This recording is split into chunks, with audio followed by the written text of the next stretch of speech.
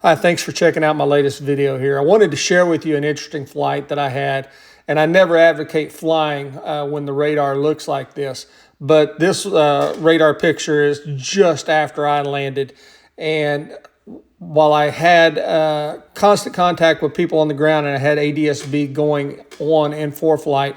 I was basically lucky to get on the ground when I did. I had a clear path back north and was very willing to fly all the way back to Kansas City if I had to. That being said, I stayed clear of the clouds, was never in the clouds, and at the very last here, you'll see just how quickly the skies changed from blue to basically stormy just in a matter of a few miles.